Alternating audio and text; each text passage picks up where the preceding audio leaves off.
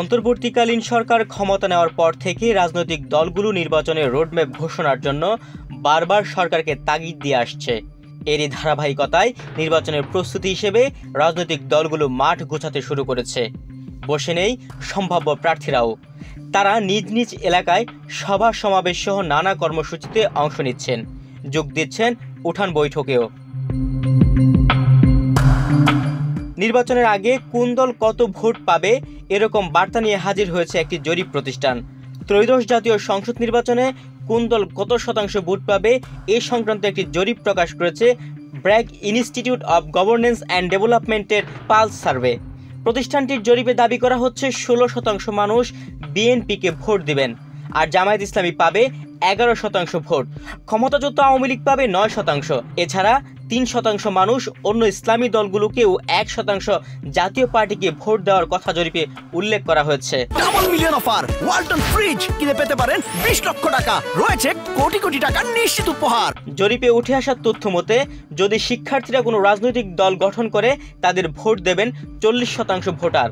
এর মধ্যে 39% পুরুষ, 44% নারী। ভোট দেবেন না বলে জানিয়েছেন 44% মানুষ। এর মধ্যে 47% পুরুষ ও 36% নারী। নির্বাচনে কোন দলকে ভোট দেবেন এখনও সিদ্ধান্ত নেননি 38% মানুষ।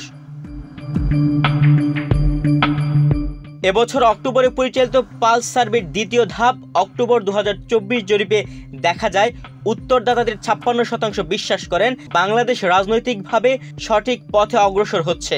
অন্যদিকে 34% মনে করেন দেশ ভুল পথে আছে। এই ফলগুলো গত আগস্টের পর পালস সার্ভের প্রথম ধাপে পাওয়া ফলাফলের তুলনায় কিছুটা ভিন্ন। পূর্ববর্তী জরিপের উত্তরদাতাদের 71% দেশের রাজনৈতিক ভবিষ্যৎ সম্পর্কে আশাবাদ ব্যক্ত করেছিলেন। তখন দেশের ভবিষ্যৎ নিয়ে হতাশা প্রকাশ করেছিলেন 12% মানুষ। অন্তর্বর্তীকালীন সরকার কতদিন ক্ষমতায় থাকবে তা নিয়ে জনগণের মধ্যে মতভেদ রয়েছে। জরিপে অংশ নেওয়া 40% মনে করেন এ সরকারকে কমপক্ষে 2 বছর ক্ষমতায় থাকতে হবে। 46% মনে করেন 1 বছর বা এর কম সময়ই যথেষ্ট।